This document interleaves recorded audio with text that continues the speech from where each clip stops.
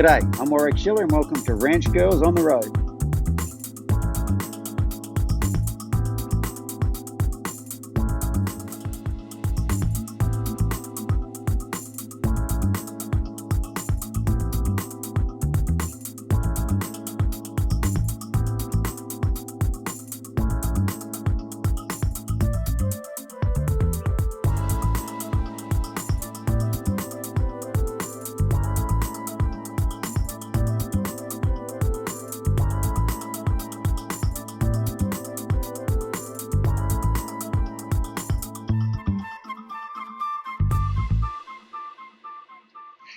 How did it all start?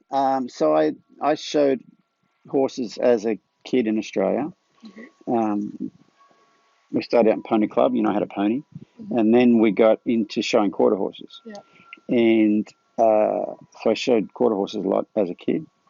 And then when I was 23, in my early 20s, I always wanted to come to America anytime. But in my early 20s, I decided I wanted to come over here for a year and learn a bit about training reining horses. The reining really looked like the really cool thing, out of all the Western events. Apart from cutting, we didn't have access to cattle, but apart from the cutting, it was like that's cool when you see it done well. It's like that's cool. So I wanted to learn about that. So I came over here and went to work for a trainer here in California for a year, and I'd met Robin in the meantime.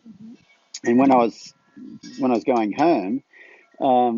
The day I left, we kind of shook hands on the porch, and the guy said to me, "You could do this for a living if you wanted to," which I'd never really even considered before that. So I went home thinking about that and thinking about her too.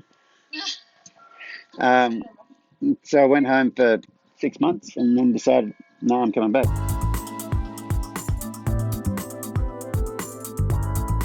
Oh, really? It's not that tricky a question, and it's not even.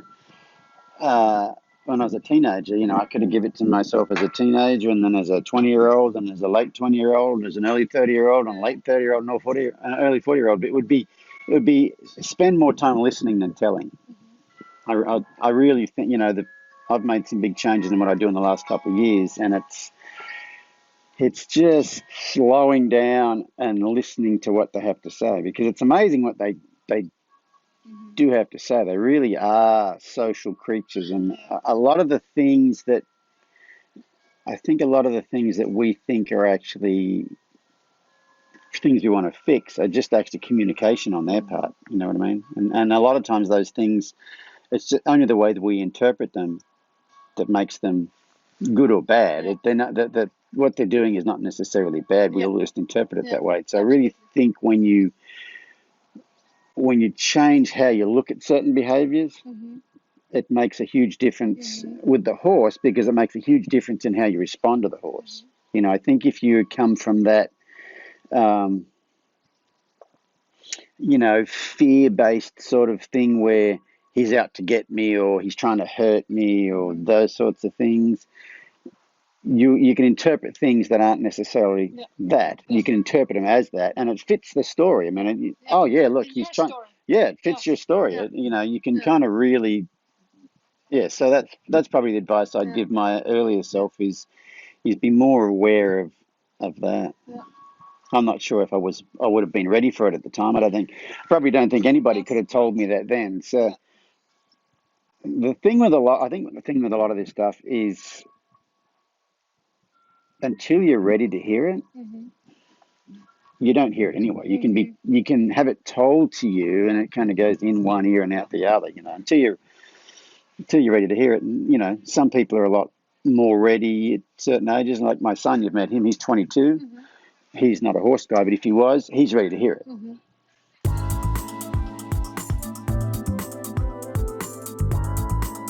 Really, the only natural thing about it is understanding the nature of horses. That's the natural bit. It's a natural thing that horses do. If you can understand that, it will make sense to you. And so I think everybody practices natural horsemanship. If you think about, I have a TV show you may have seen on Horse and Country TV in Europe called The Principles of Training. And one of the principles is the application of your aids, how you add your aids.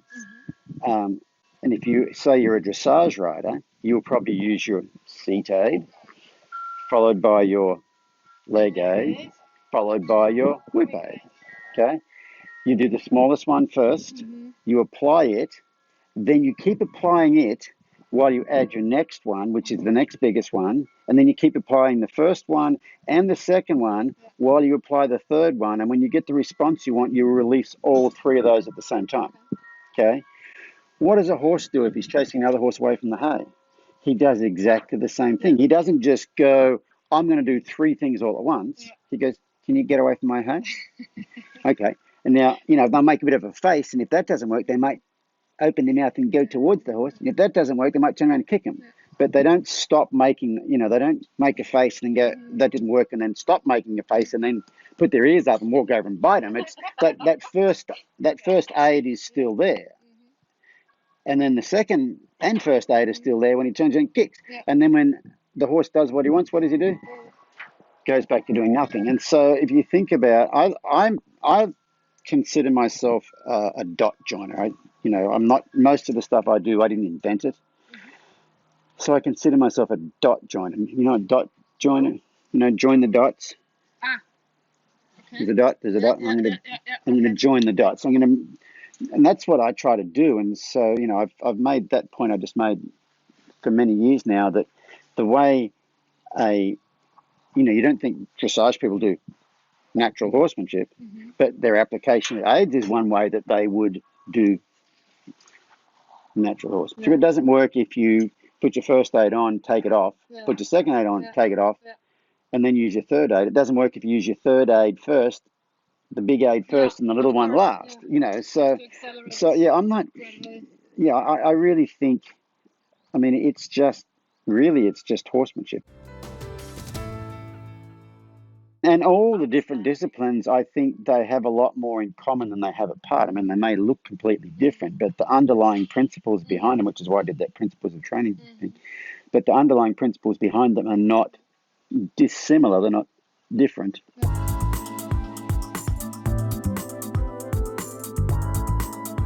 I've already given one, which is listening to what your horse has to say. I've been quoting an American philosopher for quite a while now. His name's Wayne Dyer, and he says, when you change the way you look at things, the things you look at change. And for a new horse owner, I'd probably suggest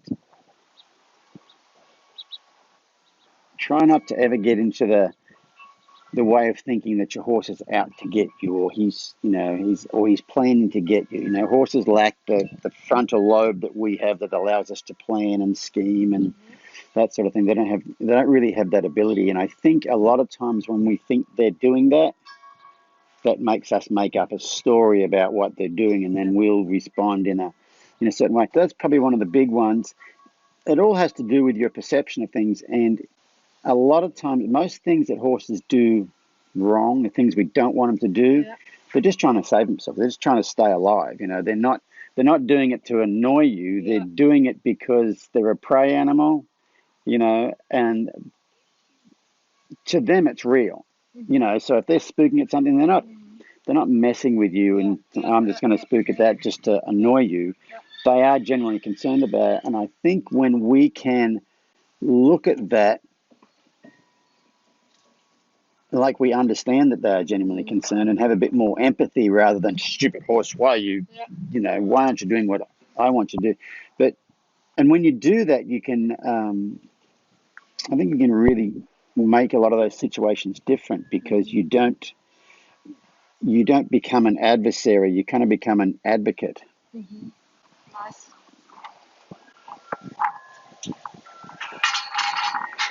Every once in a while I say something really clever and I have to write it down.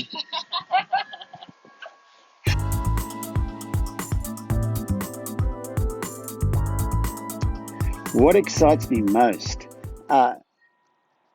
These days, what excited me most was what I could get a horse to do. The things I could get him to do. These days, what excites me most is, for instance, Bundy. It's not Bundy, that's Sherlock. Bundy's behind the thing there, but Bundy, for a long time, I'd had him he was very obedient. So he just did what I said, but he kind of had a blank expression on his face sort of thing. And what excites me these days is when I'm working with my horse and his ears are up and he's looking me in the eye, and I can keep that while I'm working with him. That kind of excites me these days. So that's more about, these days I'm less concerned about what I can get them to do and more concerned about how they feel about it. If they were worried in the past, I was very aware of it and wanted to change it. But I think in the past I could have got them to where they were just tolerant. Like, yeah, I'll do it. They weren't worried, but they weren't here. They were more here sort of thing. So that's the thing these days that really excites me is keeping those horses mentally bright, I guess you might say. What I've found is going down the relationship path, there's so many things I don't have to teach them anymore. As far as like body positioning and stuff. And I think the way I went around about things before actually got them to be a bit defensive about things, which caused their bodies to be in certain shapes, and then I would have to train their body not to be in that shape. Whereas if they're engaged with you and relaxed, their bodies assume that shape. They really bend in the ribs and they turn loose up here in the axis, and the inside hind legs really good. And it seems like it's so there's less training these days and more connection. But when you're in that mindset like I was about training horses, it's a big switch to it's a big switch to do, and I don't think it's a switch that you make without it affecting everything else you do. Like, it's not just a horse. You don't just think about horses differently when you make that switch. I think you kind of think about everything a little bit differently.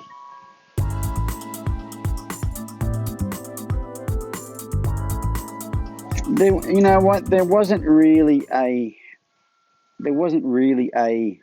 one person. There was a lot of different people that, and they were all a part of that whole principles of training thing. Because someone would tell me one thing, I thought, oh, that's really cool. And then someone would show me something else, oh, that's really cool. And then someone would show me something else, that's really cool. And then after a while, I'd realize, well, hang on, that is the same as that in a different situation, and that is the same as that but in a different situation. So what's the common denominator? And so it kind of really, that's what really got me thinking about the whole principles of training, because after a while I'd get help from somebody and they'd say, do this, and I go, I should have been able to figure that out. I know the underlying principle of that. I should have been able to figure that out myself, and to this very day, anytime I see something new, I rarely ever see something like, oh, well, that just doesn't fit in with any of the principles. It always fits in with the principles, and you kind of go, oh, I should have been smart enough to figure that out. Yeah. You need some time and a little bit of age to find out. Oh, I think so, yeah. Maybe a lot of age.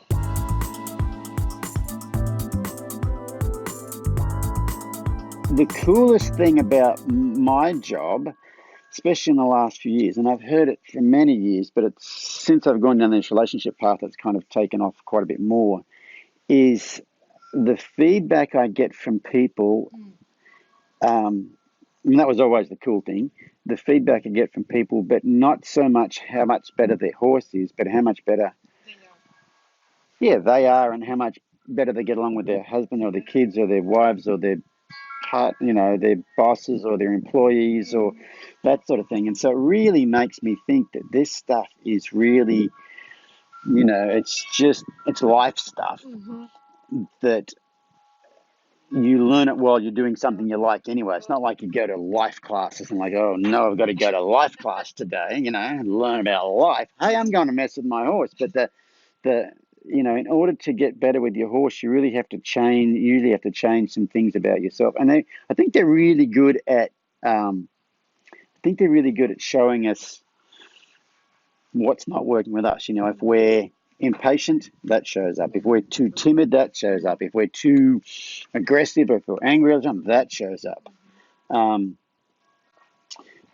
me, so you can see he's trying to stand right there. Sherlock is a horse that we bought about 5 years ago. 4 years ago maybe. Was a reining horse my wife bought, and he had some. He was funny about a couple of things, and I thought, I could fix that. I can really fix anything. I can fix that, and I couldn't do anything. I couldn't change him at all. He was functional as far as a reining horse, but he was just very, very shut down. Yeah. And so he's the one that really, and I'm not stupid enough or arrogant enough to think, well, I'm going to try to fix it anyway. Like, I was stumped. Like, Yeah. I don't know what to do. So I stepped back from trying to fix him at all. And so he's the one that really got me looking in other places. Mm-hmm. But what we were talking about a second ago, he also got me to realize how shut down I was. Okay. So I said, if you're too timid, they'll kind of let you know. And if you're too angry, they'll let you know. If you're too impatient, they'll kind of let you know. Well, he kind of let me know, that I was, and he didn't really let me know I shut down, but just working with him, it kind of dawned on me, he's me in a horse form, or I'm him in a human form, one or the other. So, yeah, so that was... This sounds really cool. Yeah, it was pretty interesting. Yeah. Warwick, thank you very much. Oh, you're welcome. Just drop over from behind the camera. You drop over here from behind the camera. Just between you. Thank you very much you're for the welcome. interview. You're welcome. It was great. It was fantastic for us. Yeah. Pleasure for us. Well, good. Thanks a lot. Hey, you're welcome. Thank you so much. Thank you.